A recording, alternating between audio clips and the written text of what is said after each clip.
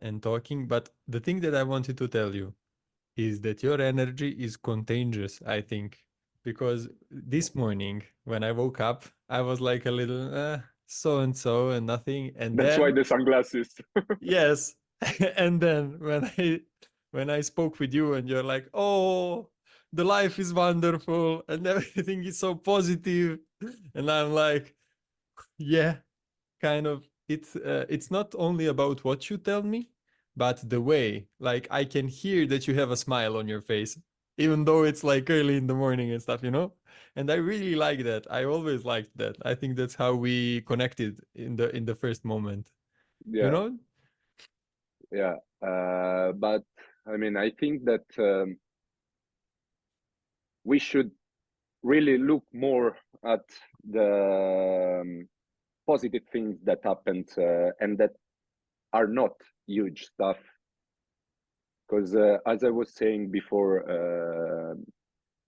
recording, sorry, you people that are going to listen, you lost a lot of stuff.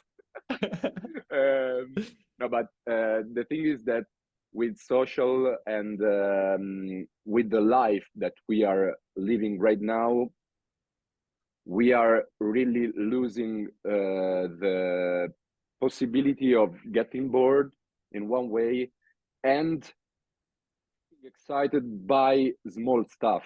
Because if you don't do something wow, I mean, my life is not wow, it's not amazing. I'm happy because of some little achievement that I'm reaching right now.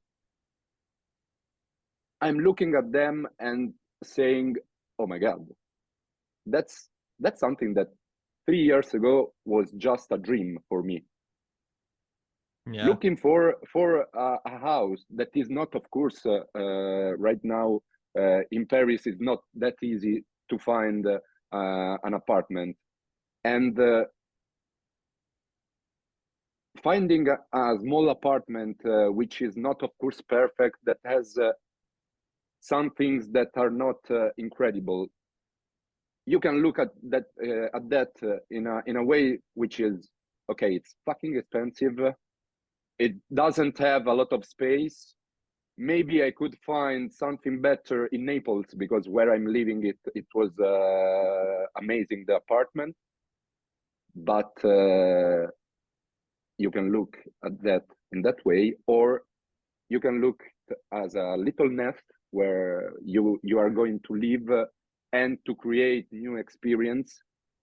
And so also the things that are not, of course, perfect, you can make them, you can watch them in another way and try to ameliorate them. I don't know if it's English. Make them grow, because I'm I'm learning French right now, and Yeah. I'm losing my English and Italian also, and that's terrible. Oh la la.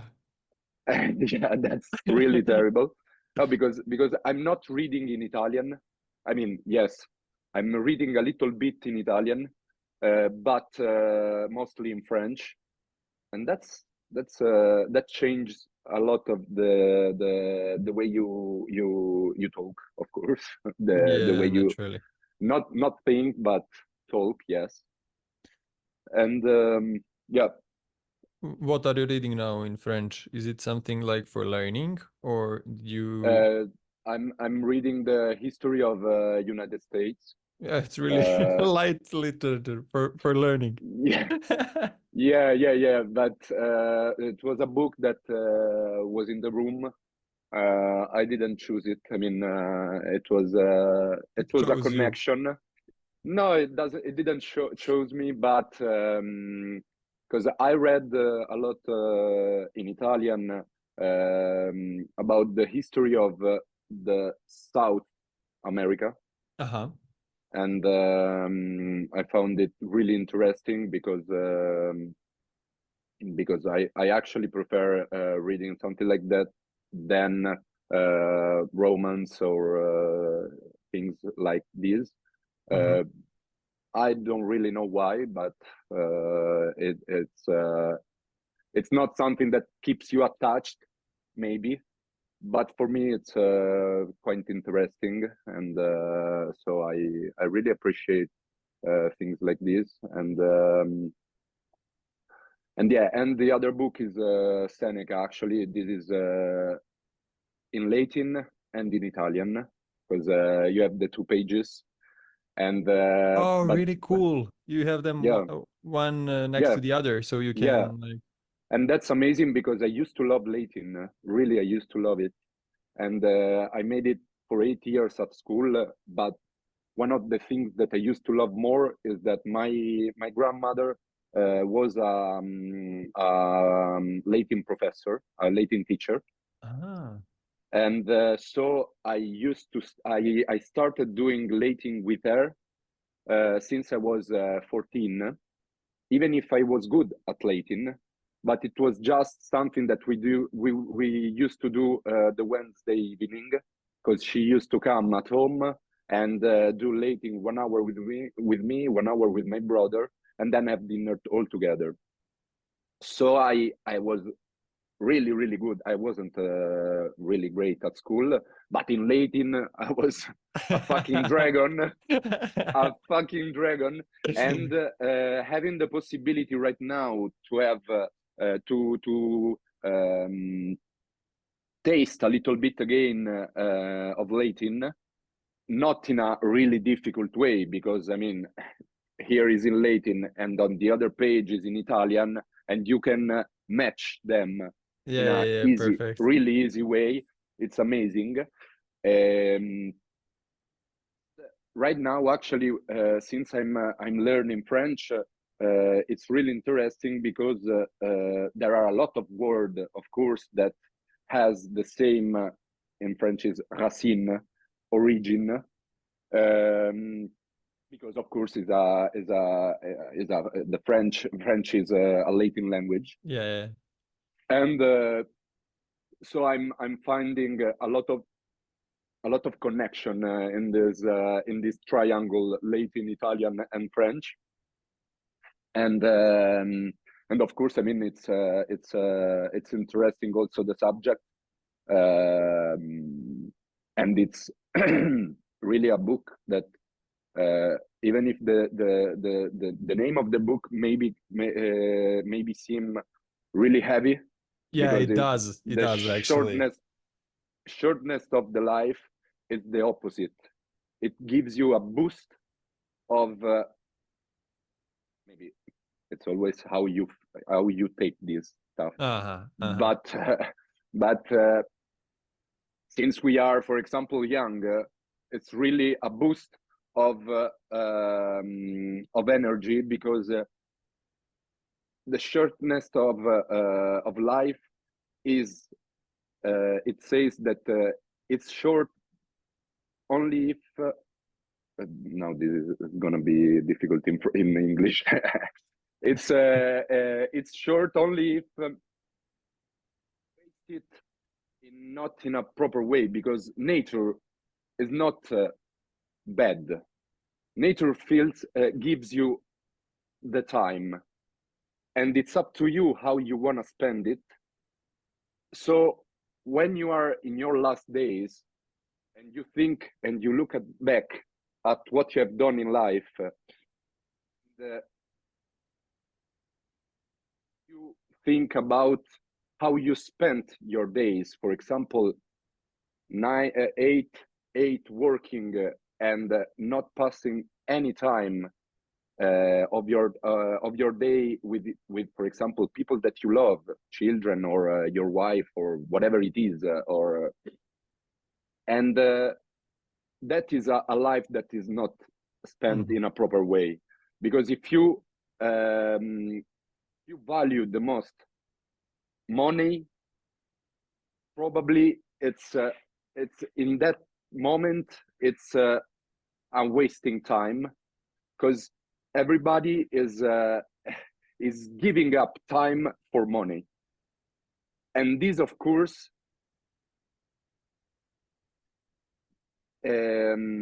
withdraw you a lot of energy, a lot of Yeah. good mood, and emotion. That's because true. at the end of the month, maybe your bank account is bigger, but was it really worth it? Because if you think that after, I don't know, maybe 5, 10, 20 years, you are going to retire yourself, but you don't have any more energy to do stuff,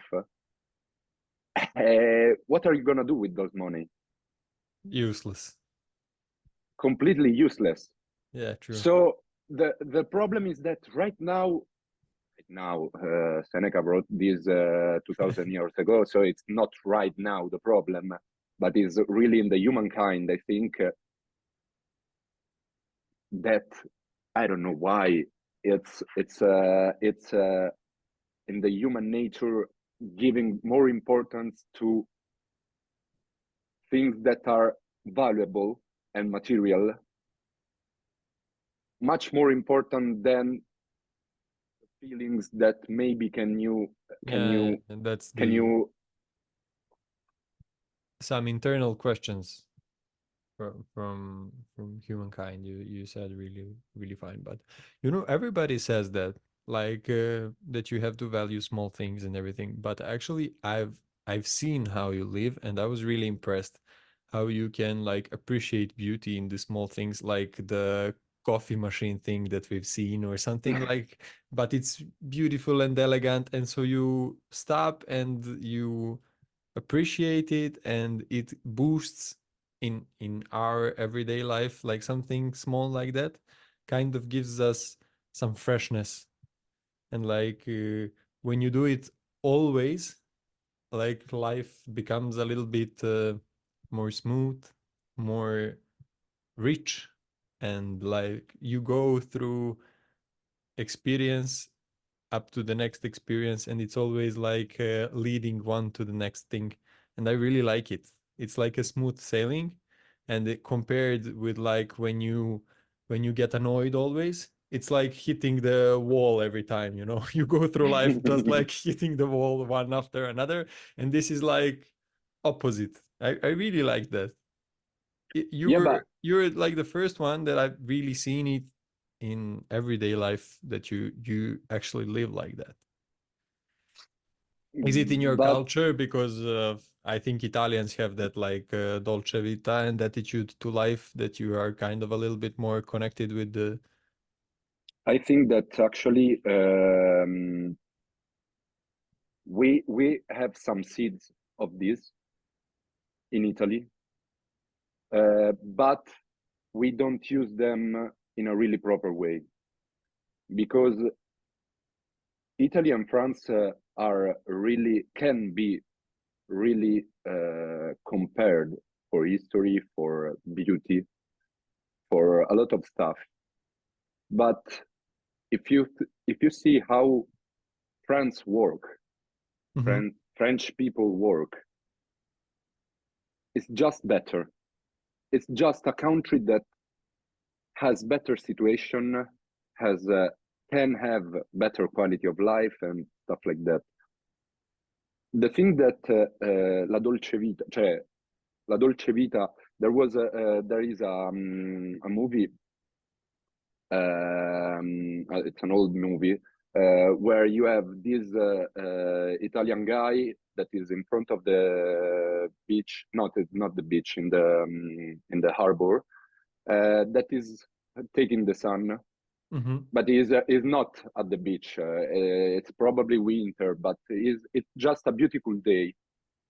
And arrives a man with black tie, with tie and stuff like that, really elegant, and go to him and says, "Hey, you're enjoying life, eh? But why don't you gonna but why don't you gonna sorry, why don't you work?" And the guy says, "Why should I?" Well, but you have to work, because after you earn money, then one day you stop working, and then you can enjoy life and doing nothing. And the guy answered, what I'm doing now. And in one way, yes, we can enjoy. We have the possibility or the luck of enjoying our situation. The problem is that probably if everybody wants to enjoy the sun and the beach, yeah, that's things true. doesn't work really well. And of course, if you go to Italy, it's not everybody at the sun at the beach all day long, all the year.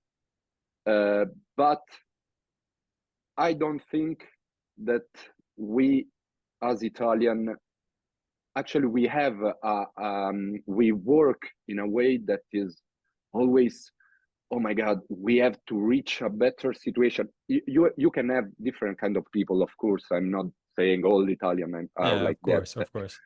But in the experience that I had here in Paris in these 4 months, I discovered that all the Italians that came here were always the most appreciated here in France, because we have a work ethic that is incredible, because if you put work ethic and Italian in the same sentence, it's still strange. But apparently, even the chef de service of Necker, which is an important hospital here in Paris, where one of my closest friend works,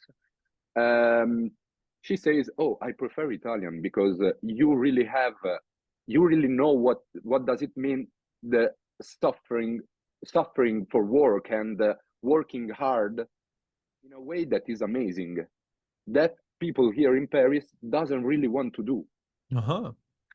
Probably because the way we work, it's always not in a perfect situation. It's always not. We always have something that is not proper. For example, if you want to be professor, you have to have your father that is a professor. Otherwise, you can forget it. If you want to work in public in Italy, I'm talking for my situation, so a surgeon. If you want to work in public, you need to have a huge hand from the from above, which is a friend, which is somebody that you go and take with your car for 2 years, even if you are a doctor, but you have also to do the chauffeur, because it's not only being a doctor. This is the sacrifice. And so I don't know if we have the seeds of Dolce Vita, but I think that people don't really see them, because the way we work, it's always we have to do much more we have to put much more effort to reach a good position than, for example, here, where the meritocracy is much more appreciated and put in reality. And if you think, no, go. No, I've never actually thought that the difference between France and Italy would be that remarkable. Yeah, because I thought when you talk about Italy, it sounds a lot like Serbia. So I thought it was only our problem, you know. No. If you look at the problem of a place, I mean, if you talk about your problem, it's always like you are the worst. You are in the worst situation of the world and stuff like that. Yeah, Actually, well, it's everybody. not that bad. True. It's not that bad. Or maybe is it that bad? But you are not alone. Yeah, true. Everybody thinks it only happens to them, but And we can read the first quotation. okay, pausa. I need to go to the toilet. I'm so sorry. Okay, I okay. don't know if you are gonna cut or Yeah, I how will. does it? Let's go. Okay. No, I read you the first one, and then because it's quite similar to what we were talking. It says, Okay. if we are honest with ourselves, we must admit that there is some truth to the concept of faith. We are prone to repeat the same decisions and methods of dealing with problems. There is a pattern to our life, particularly visible in our mistakes and failures. But there is a different way of looking at this concept. It is not spirits or gods that control us, but rather our character. So I'm really interested. Um, in what do you think about this concept of faith and about spirits and gods and stuff? How do you see that I uh, actually completely agree. So with it this can be, quotation? yeah, it can be hard to say to add something intelligent because I'm not a writer. I'm not even talking in my language, so it's hard Yeah, true. to find the right words. Um, I think that yeah, as it says, uh, especially also for the bad stuff, not for the good. For the bad stuff that happens in our life, it's always for our pattern of behavior. Hmm. And it's really hard. You really need to put a lot of effort in changing yourself and to work on you with psychology and with a good psychiatric to understand the pattern of your behavior and So you think the first step is understanding why do you have this pattern? of course, and Uh, how does it work. uh-huh, okay. For example, before we were talking about the way I live, seeking always for excitement in a way, seeking for changing the stuff in a bulimic way, and it can lead you to good stuff because if you move a lot, maybe good stuff happens. But this bulimic way leads you also in a situation where you not always can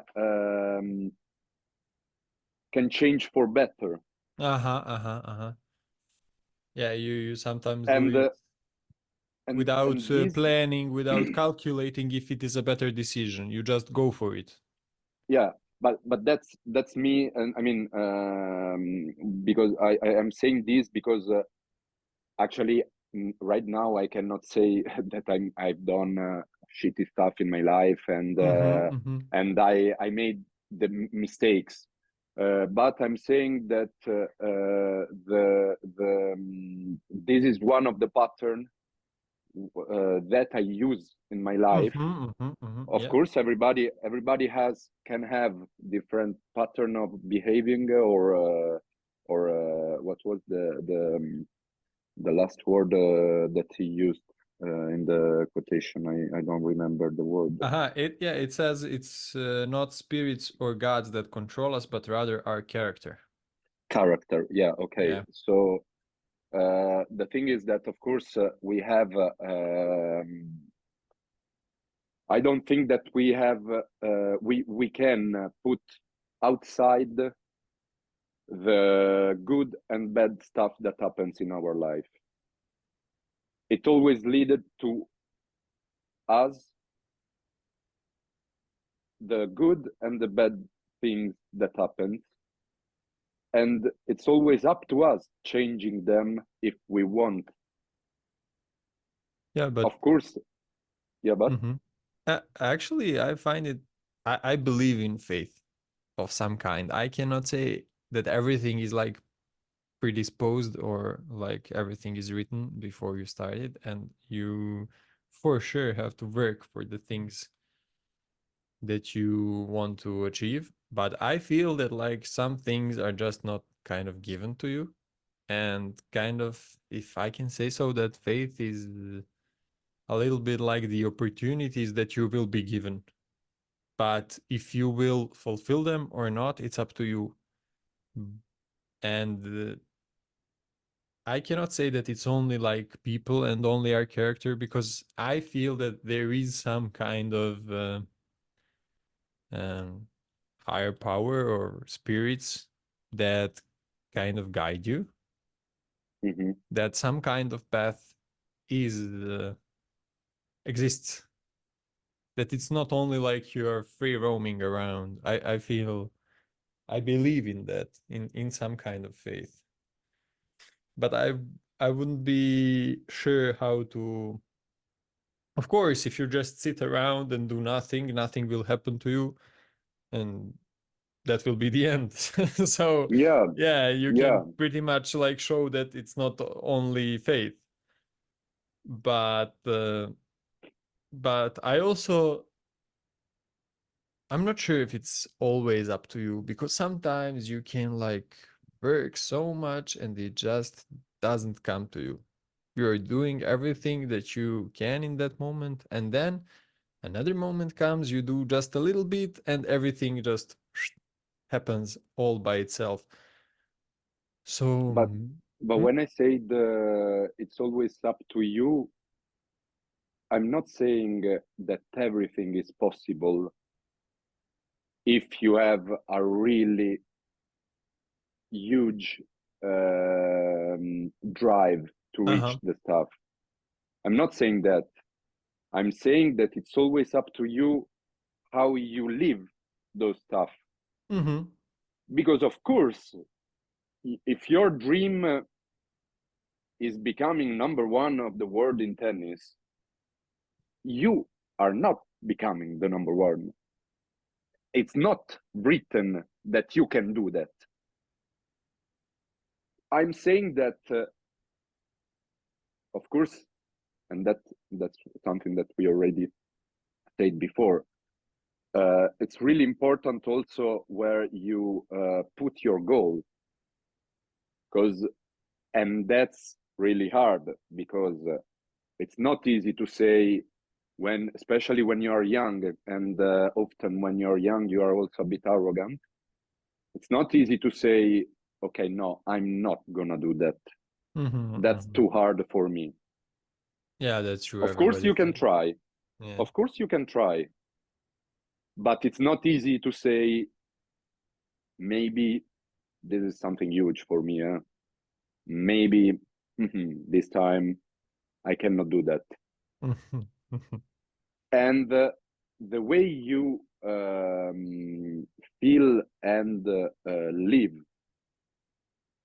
this situation, that's the character, and how that's how I said it's up to you. Yeah, that's true. That's true. Because you can be a depressed fallito,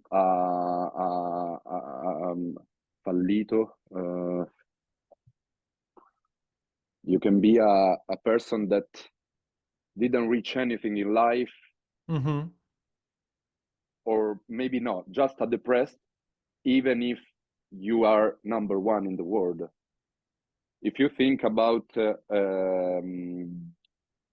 Agassi, he's been one of the best tennis player in the world. I don't know why we are talking about tennis so much, but because the quotation next one is about oh tennis. no, but actually in my in our conversation, even if it's not about Novak, but tennis, I think that is something that you compare to life, because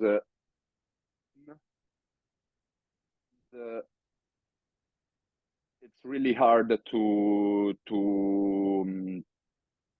keeping to staying focused. Yeah, that's true.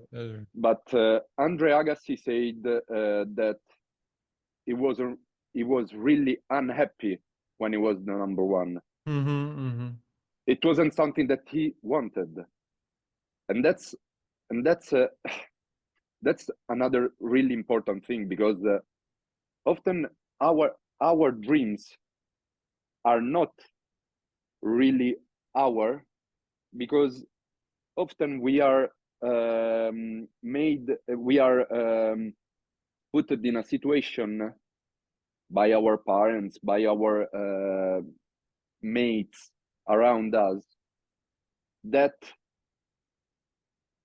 leads our desire. Yeah, that's true. That is. For example, now I have friends that of Beatrice that are marrying. It's like the moment of being a wife, because it's the time. Yeah, peer pressure. Yeah. And is it really something that you wanted?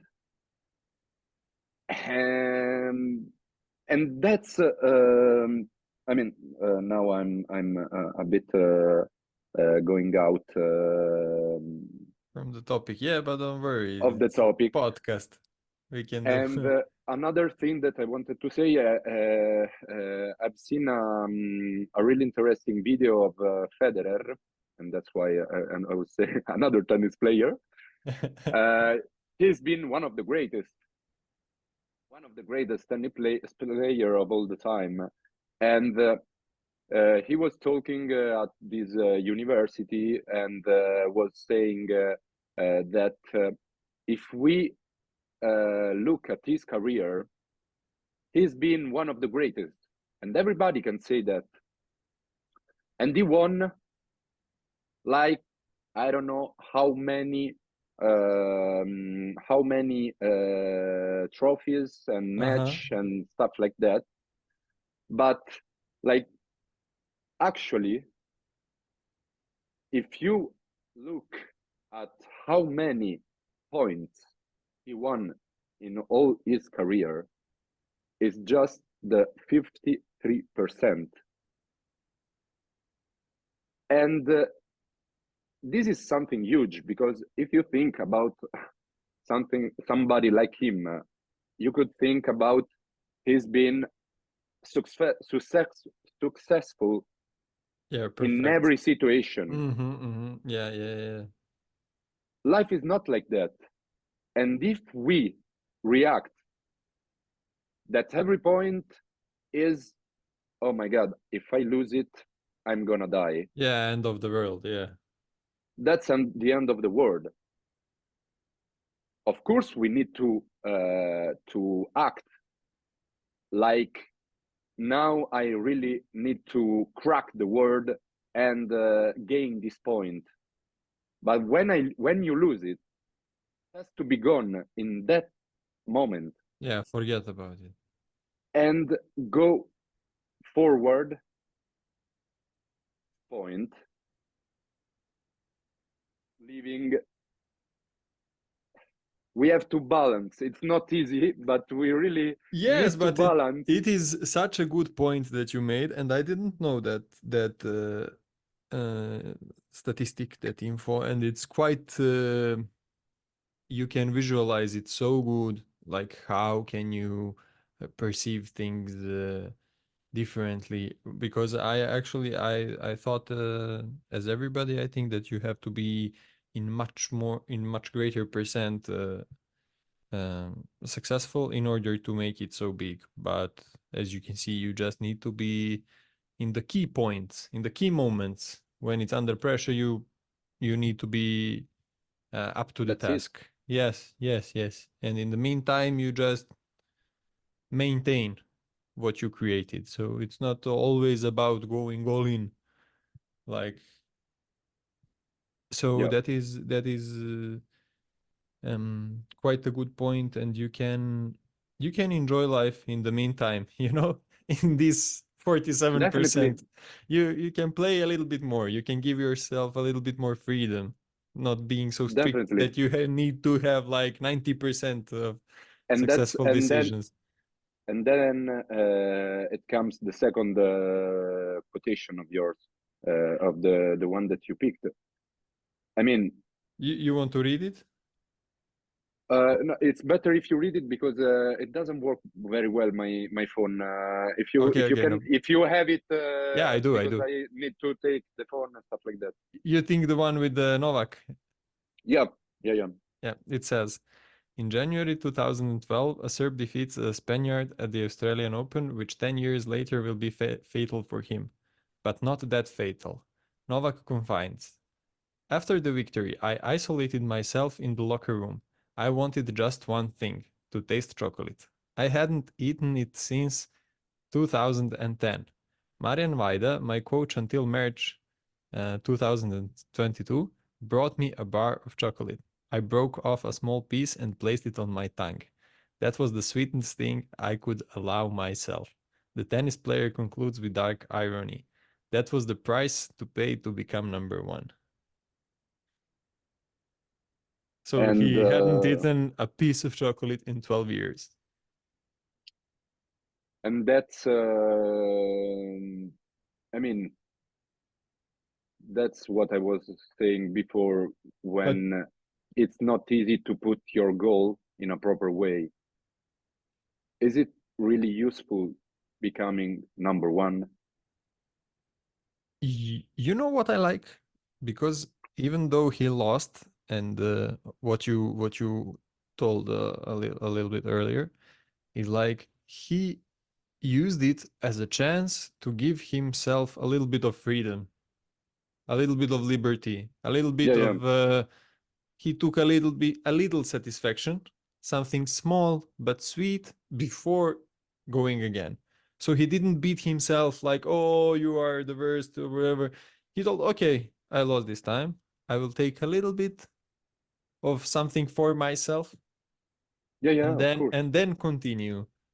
So I really like how you have that little circle, not only going between working and winning or failure or something. Yeah. You have the third point, and that is enjoy yourself a little bit.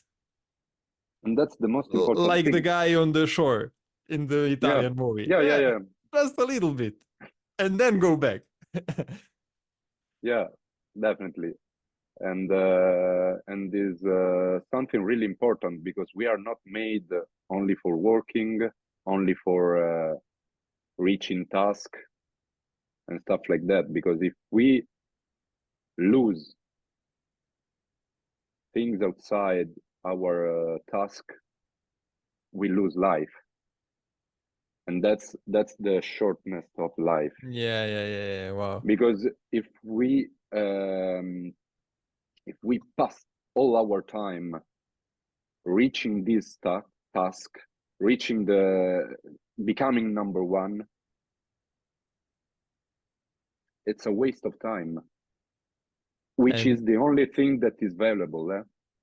and what are the little things that you give yourself the liberty to do? Little satisfactions in your life. I'm I'm living for satisfaction. I actually I'm I'm a bit bulimic of satisfaction. No, but I actually I've seen that I used to didn't like chocolate or Uh-huh. sweet.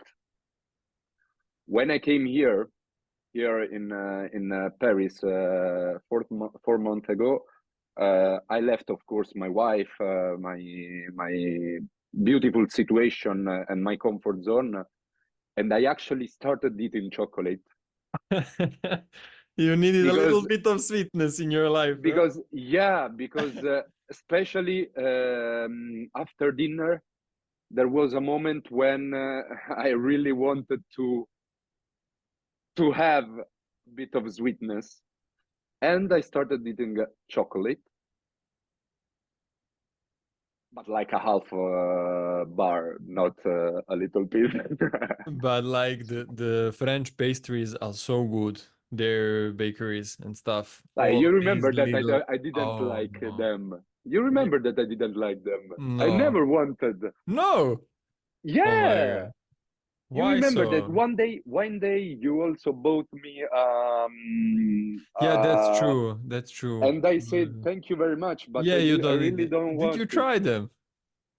But did No, you try because them? chocolate. I prefer chocolate now, but not pastry or stuff like that. Because of training. No, it's not for that. You know what is a really good the chocolate. My chocolate is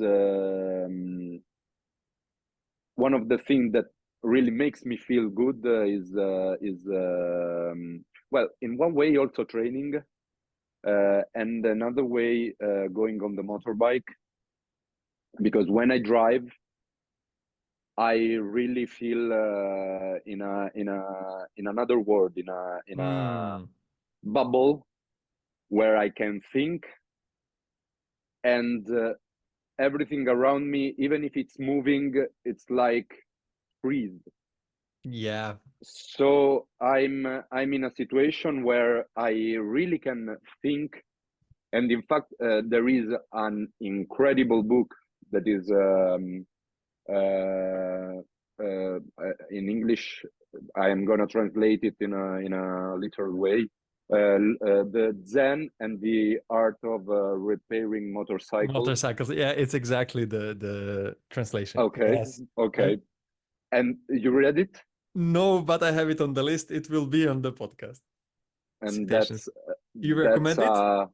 Really, it's an amazing thing. It's an amazing book. It's a book about the burn of rational thought, del pensiero razionale. Vabbè, comunque, anyway, it's a really philosophic book. It's amazing. But the first 5 pages describes in a much better way than I can the feeling on the motorbike. Yeah.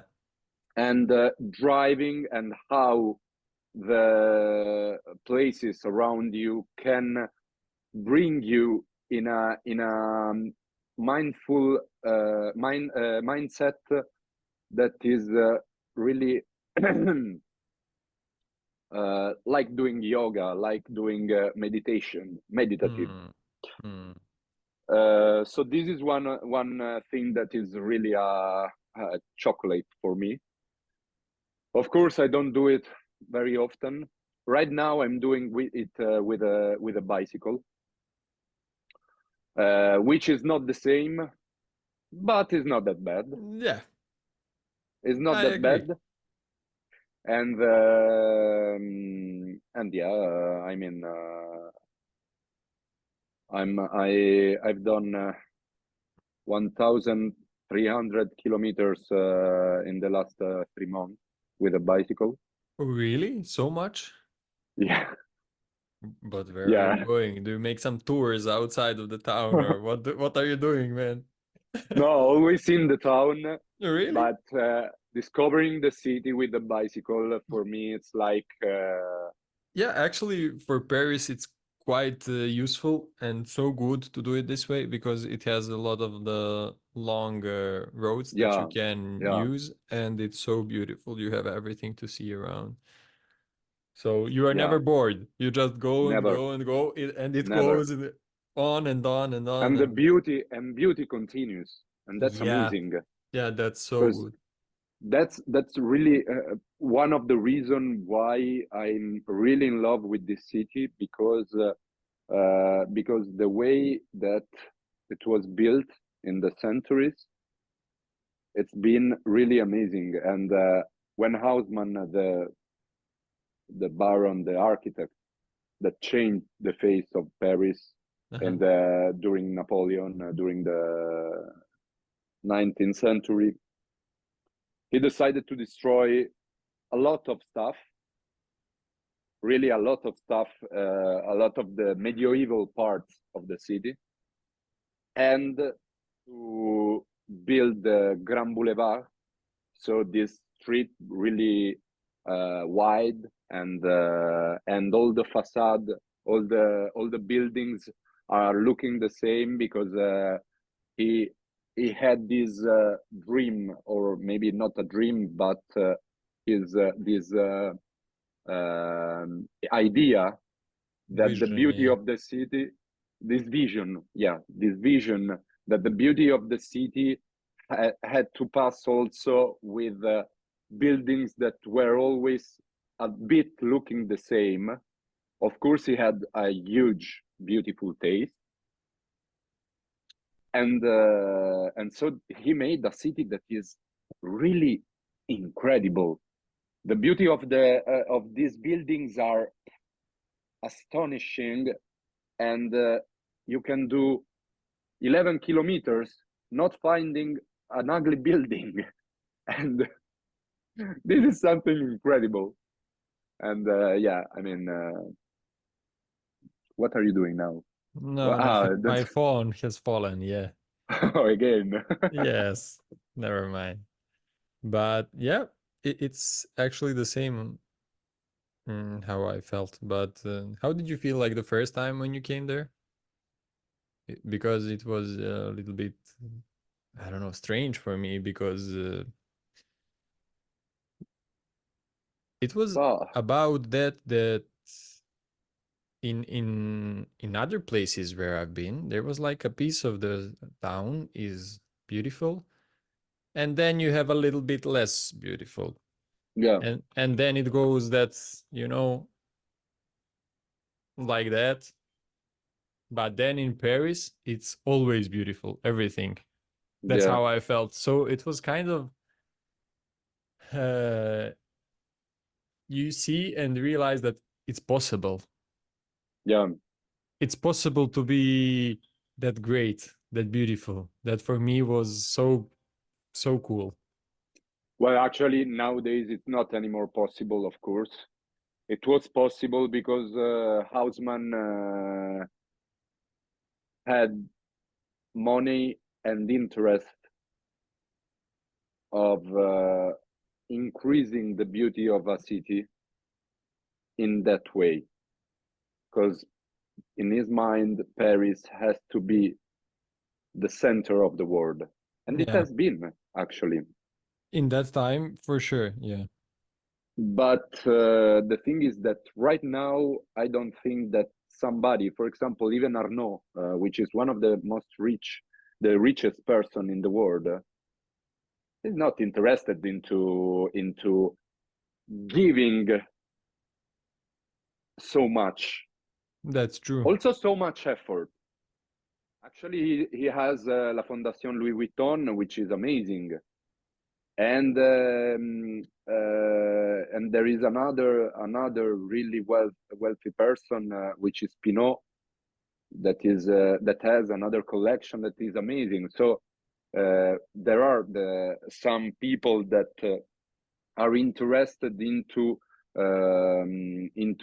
increasing the beauty of a place, but doing something like that, something that Haussmann did, he built two forests here, the Bois de Boulogne that is next to this place where I am, and the other is the Bois de Vincennes, and he also destroyed a lot of houses. Nowadays, it's impossible because people have more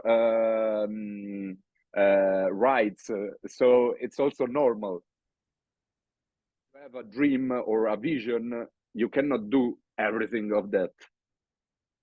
It was a period. It was a particular period, and I don't know if today there can be people that are that can put so much effort giving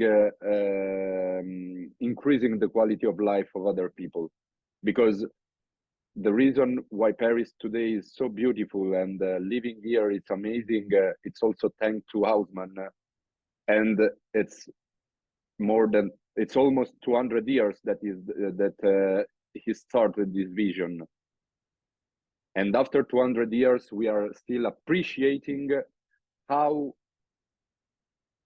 functional he was, and this vision was, because we can appreciate the beauties of a Roman empire still today, but actually it's not useful because Colosseum is amazing. I love it, but it's not something that I'm using in a proper way today. It can be a roundabout.